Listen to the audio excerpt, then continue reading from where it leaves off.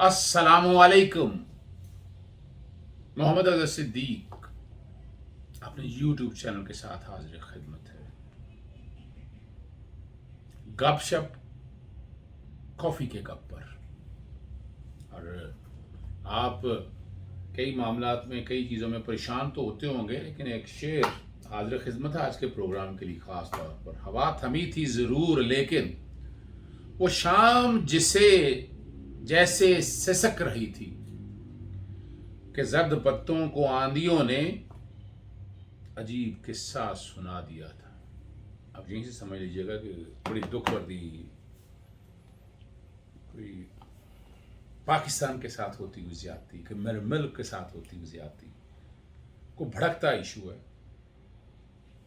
और वो इशू भी मजबूर है कि हमारे यहाँ सबसे बड़ा जो टैक्स कलेक्टर का इदारा है, जिसे पैसा इकट्ठा करना, जो मैं और आप टैक्स देते हैं, जो तनख्वाहदार तबका टैक्स देता है, टैक्स डिडक्शन एट सोर्स होती है, डायरेक्ट टैक्सेस या indirect taxes. Direct taxes income tax मेरी आमदन पे, इनडायरेक्ट टैक्स सेल्स टैक्स। मैं को ये मोबाइल ख़रीदा है, इस पे पेन ख़रीदा है, ये कॉफ़ी इसके ऊपर, ये सारे मामलों में। और सबसे अहम जो इशू है ना इसके अंदर, चूना लगना। ओ नहीं नहीं यार, मजाकन कह रहा हूँ मैं, चूना चूना नहीं है, वैसे तो चूना ही लगता है कि ना इनडायरेक्ट टैक्सेस में। वैसे तो डायरेक्ट टैक्सेस में भी रिफंड होता है, आपका टैक्स ज़्यादा कट गया है एट सोर्स।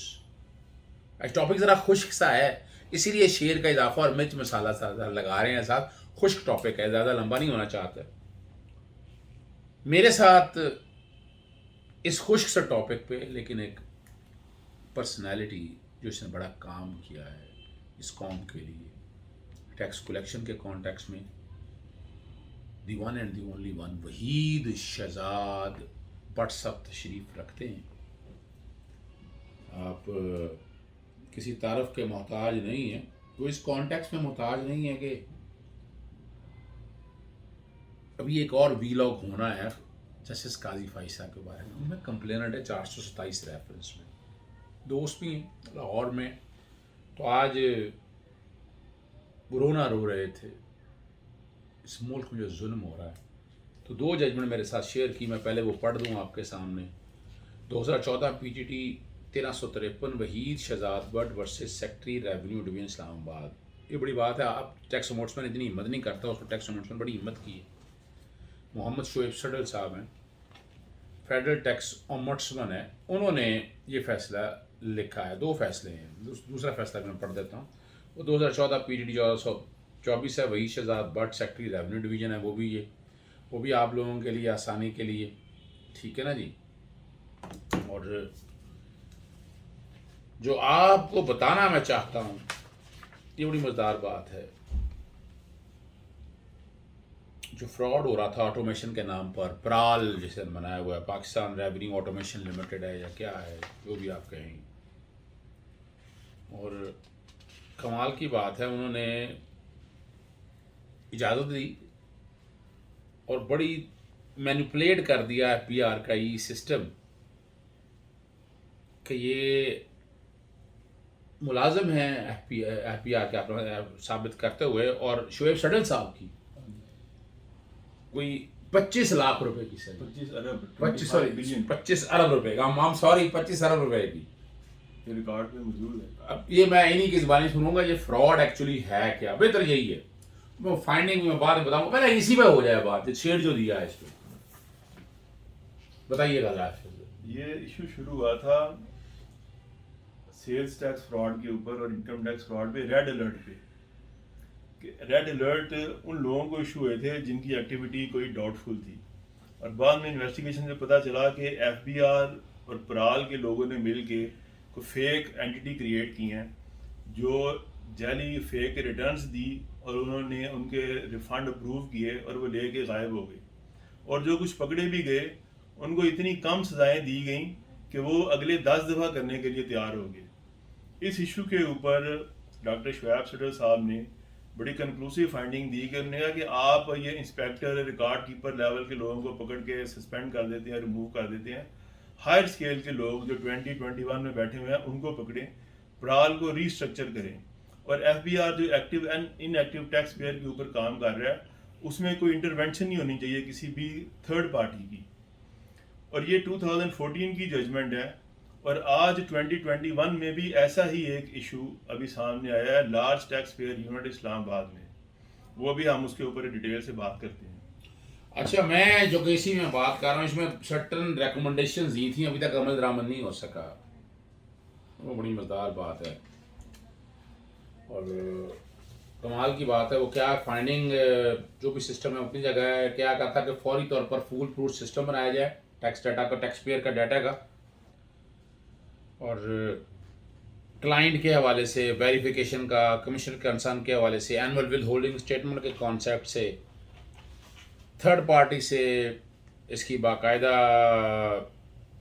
انویسٹیگیشن کرائی جائے اور کمپلائنس رپورٹ سبمٹ کیا 30 دن.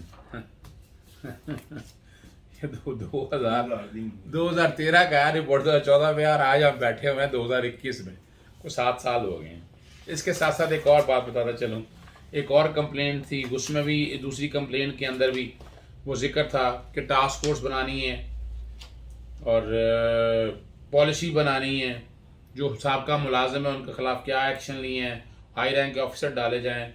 ایکٹیو اور inactive tax pair system کے حوالے سے ذرا عام آدمیوں کے لیے یہ ایکٹیو اور inactive tax pair system کیا ہے؟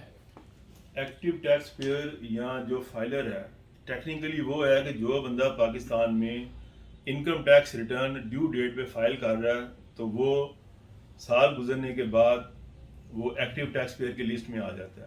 اور اگر وہ ٹیکس ریٹرن نہیں دے رہا تو وہ نان فائلر ہوگا اور وہ ان ایکٹیو ہوگا. اس کے ایڈوانٹیجز اور ڈس ایڈوانٹیجز یہ ہیں کہ نان فائلر اور ان ایکٹیو کے ساتھ لا کوئی قسم کی اسے پرمیشن نہیں دیتا, نہ وہ کوئی ریفنڈ کلیم کر سکتا ہے, نہ اس کا کوئی ایکسپینس الاؤ ہوگا.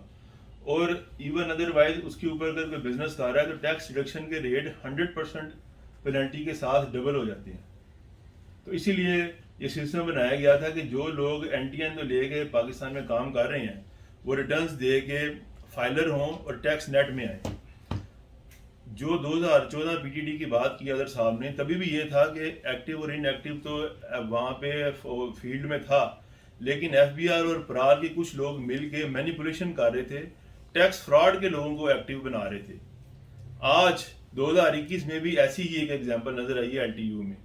وہ بھی ہم اس کے بارے میں وہ ہے کیا, میں حیران ہوں. کمپنی ہے بچاؤ اور وہ پیسے نہیں دینا چاہتی, متحدہ عرب امارات سے تعلق ہے اس کا, اور بڑی ایمانداری سے وہ ریفنڈ اس کا بنتا ہے, وہ ریفنڈ نہیں مل رہا تھا. یعنی چند منٹ پہلے وہ ان ایکٹیو تھا اور چند منٹ بعد ایکٹیو ہو گیا. کمشنر اپیل نے فیصلہ بھی دے دیا, آپ ہائی کورٹ میں کنٹیمپٹ میں چلے گئے. یہ ماجرا کیا ہے جی؟ اب لا ایکٹیو اور ان ایکٹیو کا کہہ رہا ہے کہ جب تک آپ ریٹرن فائل نہیں کریں گے آپ ایکٹیو نہیں ہو سکتے ان ایکٹیو سے.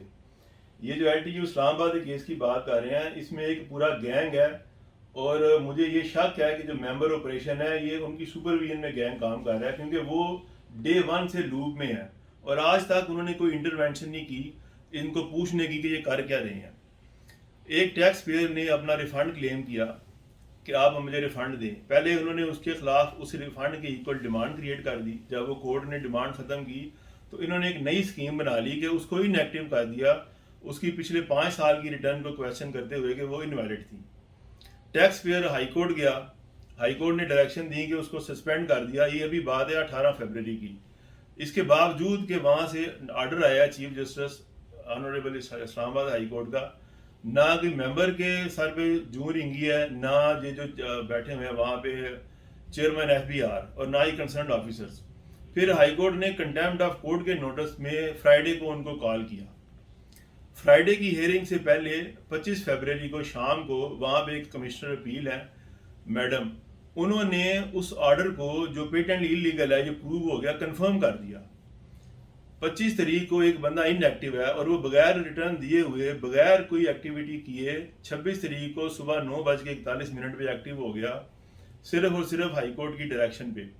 اب یہاں تو یہ پورا جو سسٹم ہے, یہ جو گینگ ہے ممبر آپریشن کی سپرویژن میں چل رہا ہے, یہ آنریبل اسلام آباد ہائی کورٹ جسٹس اطہر من اللہ صاحب کو چیٹ کر رہا ہے یا یہ ایف بی آر کے انفارمیشن سسٹم کو چیٹ کر رہا ہے. اچھا میں جو کہ یہاں ناظرین کے لیے آسانی کے لیے بتا دوں, یہ بڑا ظلم ہے جو ہمارے یہاں ٹیکس پیئر دیتے ہیں نا. فراڈ بہت ہے, اور یہی وجہ ہے اس میں دیانت کا عنصر وہ شامل نہیں ہو پایا جو ہونا چاہیے یہاں پر.